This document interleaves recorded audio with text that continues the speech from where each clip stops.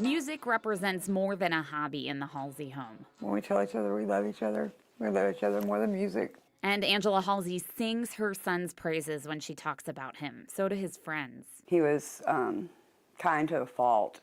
He would get in a lot of more trouble protecting people or standing up for what he believed in. Always talked to people, didn't matter what situation, what walk of life you were in or anything. He didn't discriminate. They say Zachary Halsey was a normal teenager dating Emily Harris, whom he met through church. Something about a conversation over Twinkies, and I don't know, we just kind of clicked over that. Those little moments now give them comfort. See, Angela calls herself a helicopter mom. She even homeschooled the 14-year-old and his younger sister. Never really let him out of my sight or my grasp for too long, which everybody said that I was going to regret that. I never did.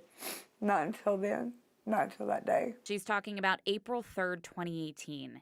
Angela worked late the night before, so Zach and his sister spent the day with their babysitter and her 3 kids. The babysitter took them all here, to the lake at Davies Plantation Park in Bartlett. They wanted to put their feet in, so she told them they could take their shoes off and put their feet in. And apparently the little ones said something like, "Wow, that's far across there." And Zach said, "You know, oh, I could swim that." She says the headstrong teen got in the water and started swimming. By the time my babysitter realized that he was actually in the water, she can't swim. So assumably he was too far out for her to reach him and grab him and bring him back. That's when Angela got a call she'll never forget. The lady just kept telling me my son was in the lake, but I kept telling her, just tell him to get out. She said the fighters were trying to find him, and I instantly knew what she meant. A neighbor rushed her to the park, and then she got in the ambulance with Zach, but it was no use. Doctors couldn't bring him back. They told me if he got it another time that there was nothing they could do. They told me that his body temperature was like 32, I think. Angela says her son could swim, but he had chronic vertigo. She thinks he passed out.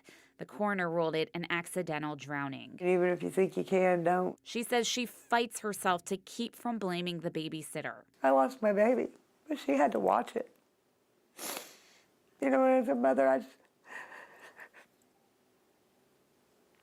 I'm just thankful that I don't have that memory. And today, for the first time, Angela is returning to where it happened. So you went over here? Yeah. I want to go there first. Angela, Emily, and their friend Hunter make their way around the lake, walking to the exact spot where Zach went in.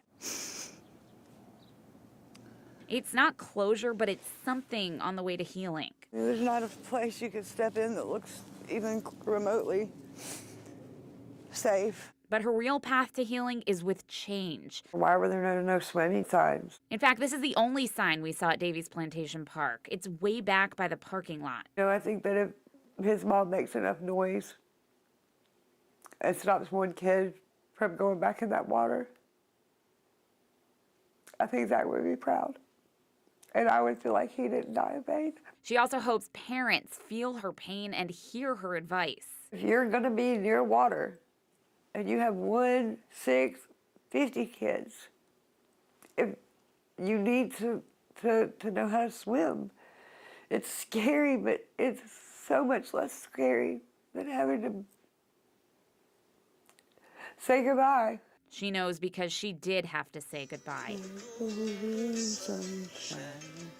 But 9 months later, she's saying it in another way, the one that makes the most sense to her. As it were your own. In this family that loves each other more than music. That was me. Your steps alone. In Bartlett, Stacey Jacobson, WREG News Channel 3.